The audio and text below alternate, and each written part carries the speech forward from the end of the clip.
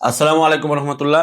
সম্মানিত দর্শক, আমার সামনে এই বড় প্লাস্টিকের জারটার ভিতরে যেটা দেখতে পাচ্ছেন, এগুলো হচ্ছে সব পদ্ম ফুলের বীজ, জাপানি মিনি পদ্ম।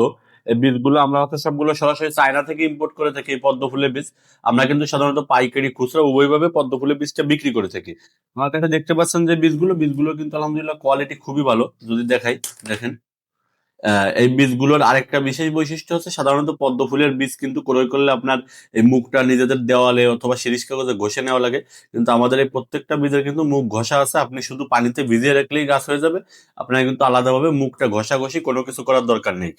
পদ্ম ফুল চাষ নিয়ে অনেকের অনেক ধরনের প্রশ্ন থাকে যে ভাই, ফুল হবে কিনা, এই হবে কিনা, ওই হবে কিনা, বিভিন্ন ধরনের প্রশ্ন থাকে।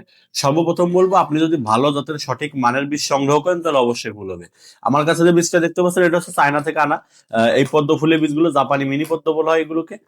এগুলোর হচ্ছে মুখটা ঘষা থাকে। আপনি বাজারে যে লোকাল বীজ বা হচ্ছে বাংলাদেশে যে লোকাল বীজগুলো বিক্রি হয়, এই বীজগুলো কিন্তু মুখটা ঘষা থাকে না, এই বীজটার মুখ ঘষা থাকে।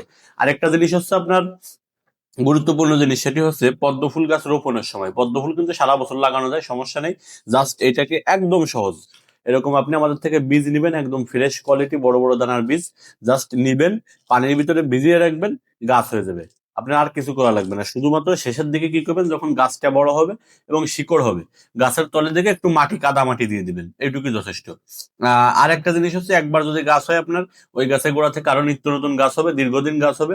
সুতরাং আপনার গাছ নিয়ে কিন্তু কোনো টেনশন কোনো হবে না, ইনশাল্লাহ কোনো সমস্যা হবে না। তাই আপনি হচ্ছে যদি পাইকারি এবং খুচরা উভয়ভাবে বাংলাদেশের যে কোনো প্রান্ত থেকে পদ্ম ফুলের বীজ সংগ্রহ করতে চাইলে আমাদের স্ক্রিনে দেখুন হোয়াটসঅ্যাপ নাম্বারে যোগাযোগ করতে পারেন। আমরা কুরিয়ার সার্ভিসের মাধ্যমে সারা বাংলাদেশের সব জায়গায় পাঠিয়ে থাকি।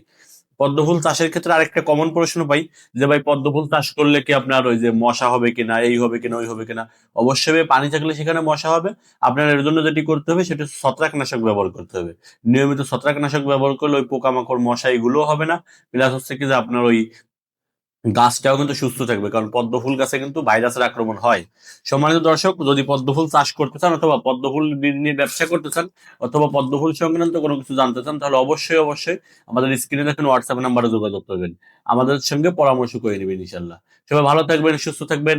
আমাদের ইউটিউব চ্যানেলটি সাবস্ক্রাইব করবেন। আসসালামু আলাইকুম।